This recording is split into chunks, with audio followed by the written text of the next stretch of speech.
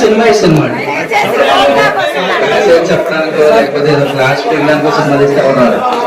Cinema తీసుకురావడం జరిగింది. ఈ రోజు బెజవాడ కాలేజ్ భేటీ చేస్తున్నందుకు శివాజీ గారి ప్యాకేజ్ లో అసలు శివాజీ గారి సినిమాలో ఏం యాక్ట్ చేశారు, 2 డైలాగ్ చెప్తే కంట్రోల్ అవుతారు.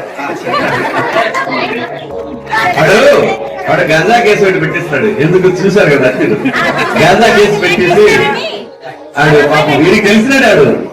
వీడికి మళ్ళీ పైగా ఎవరి మీద అయితే కేసు పెట్టాడో వాడిని ఓదార్చడానికి ఈడే వస్తాడు. మళ్ళీ ఈడే కేసు పెట్టి ఈడే ఓదార్చడానికి వస్తాడు.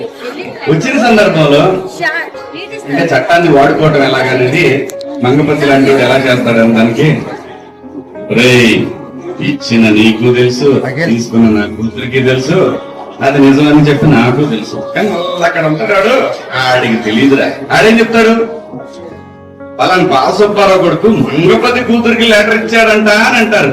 జనం ఏమంటారు, అది కదా మాట్లాడరు. కానీ మాట్లాడుకోవాల్సింది అది కాదు కదా, మంగపతి ఏం చేశాడు అది కదా మాట్లాడుకోవాలి. రే నేను మనుషులు మాట్లాడుకునే మాటలను మార్చలేనేమో, కానీ వాడు మాట్లాడుకునే విషయాన్ని మాత్రం మార్చగలను రోయ్.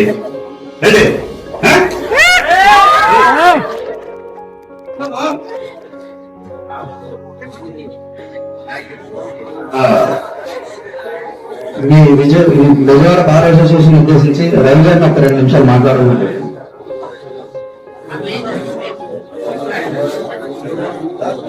న్యాయవాదులకి, ముఖ్యంగా ఇక్కడికి ఇచ్చేసినటువంటి శివాజీ గారికి, ప్రియదర్శి గారికి, రోషన్, ఎస్పెషల్లీ డైరెక్టర్ జగదీష్ గారు, థ్యాంక్ యూ అండి. మా అసోసియేషన్ మీద గౌరవంతో మీరు ఇక్కడికి వచ్చినందుకు ముందుగా మీకు థ్యాంక్స్ తెలియజేస్తాను. యాక్చువల్గా మా డైరెక్టర్ గారు మా సినిమా గురించి నాకు కలిసినప్పుడు, మేము కలిసినప్పుడు యాక్చువల్గా నాకు నేను జూనియర్, చాలా మంది సీనియర్ అడ్వకేట్స్, నేను మీ అందరి గురించి చాలా చిన్నపిల్లలు. కాకపోతే ఏంటంటే మా సీనియర్ తల్లి చిట్టిబాబు గారు, ఇక్కడ ఉన్నారేమో చిట్టిబాబు గారు, ఎంబీఆర్ అన్న, వెంకటేశ్వరరావు అన్న, ఉప్పాల సీన్ అన్న, వీళ్ళందరూ కూడా నాకు ఇప్పుడు స్టార్టింగ్ నుంచి ఏ సబ్జెక్ట్ అయినా నాకు బాగా సపోర్ట్ గా ఇచ్చారు. యాజ్ ఏ బ్రదర్స్ లాగా వాళ్ళు ఇచ్చిన సపోర్ట్. వకీల్ సాబుకి నేను లీగల్ అడ్వైజర్ గా పనిచేసినప్పుడు అక్కడ పరిచయం వల్ల అన్నని మాకు పరిచయం చేశారు. వకీల్ సాబుకి కూడా చిక్కుబాబు గారు నాకు ప్రతి నిమిషం ఏమైనా డౌట్స్ వచ్చాయి, వాళ్ళు డబ్బుని అడుగుతుండారు. కొన్ని మనం ప్రాక్టికల్ గా చేయగలుగుతారు, కొన్ని తెలియదు. సీనియర్స్ నాలుగు అడిగి ఇచ్చేసాం. ఇంకొకటి ఏంటంటే నిజంగా నా అదృష్టం మన భారత్ వీళ్ళు రావడం, మీరు అందరూ ఎంత సక్సెస్ చేయగలరు. Thank you so much. ప్రత్యేకంగా జగదీష్ గారికి చాలా థ్యాంక్స్ తెలియజేసుకుంటాను. Thank you.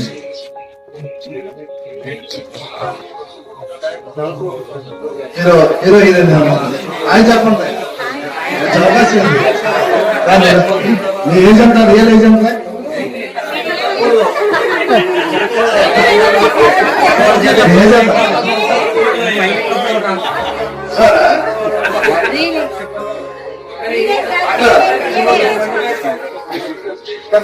అండి అంటే నమస్కారం.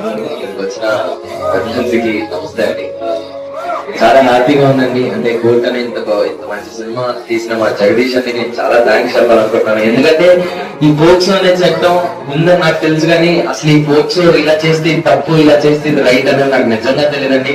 ఈ సినిమా ద్వారా నేను నేర్చుకున్నాను. నా ద్వారా అంటే జగదీష్ అన్న ద్వారా ఎంతమందికి అంటే తెలియదు. నాకు చాలా హ్యాపీగా ఉందండి. నేను నా ఫ్రెండ్స్ కి చెప్పుకుంటాను, నేను పోక్సో చట్టం మీద ఒక సినిమా తీసాను, చూడండి, దీనివల్ల మీరు చాలా నేర్చుకుంటారని. I'm really happy and proud.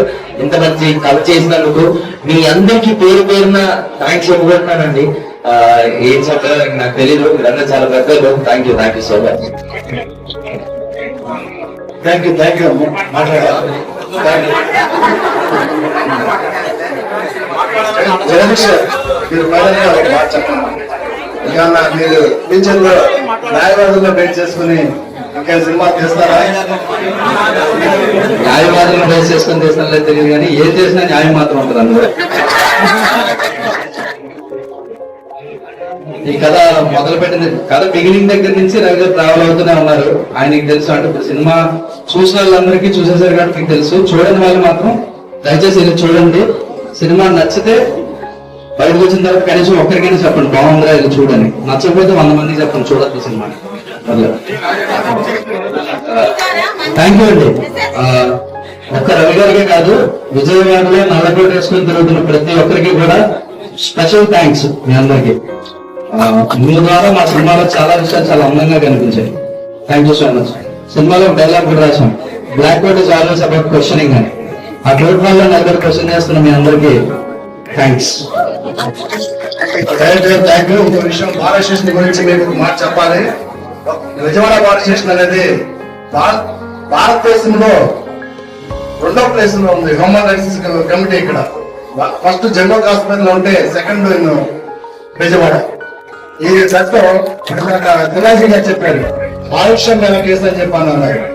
అట్లాగే ఏ కేసులో అయినా సరే న్యాయం జరిగినప్పుడు మా న్యాయవాదులు బెజవాడ పాలిసినటువంటి ఒక బ్రాండ్ రాష్ట్రంతో పాటు వివిధ రాష్ట్రాల్లో కూడా ముందు నిలబడి ఆ సమస్యపై ఆక్రమణ ప్రయాణం చేసినటువంటి ఖ్యాతి బెజవాడ పాలిసినకు ఉంది. చక్కని మీరు కథానికతో మంచి కార్యక్రమం చేశారు. అగైన్ మా పాలిసికి వచ్చి మరి మాతో ఇంటాక్ట్ అయినందుకు బెజవాడ పాలిసిన మీ అందరికీ హృదయపూర్వకంగా ధన్యవాదాలు తెలియజేసుకుంటున్నాం. అలాగే మా ఓట్ ఆఫ్ థ్యాంక్స్ మా తమ్ముడు రవి చెప్తారు. పెద్దవాడ అన్నిటికీ టాపేనండి, దీనికే కాదు దేనికైనా టాపే. నిజంగా ప్రపంచంలో ఇంత అవేర్నెస్ ఒక గడ్డ మీద ఉందంటే మామూలు విషయం కాదు. స్వతంత్రం రాక ముందు నుంచి మన పక్కన పరిటాల్లో వాళ్ళు స్వతంత్రమే ప్రకటించేసుకున్నారు. అసలు ఎంత దమ్మండి, ఎంత ధైర్యం. అంటే ఈ గడ్డకి ఏదో ఉంది మహత్యం.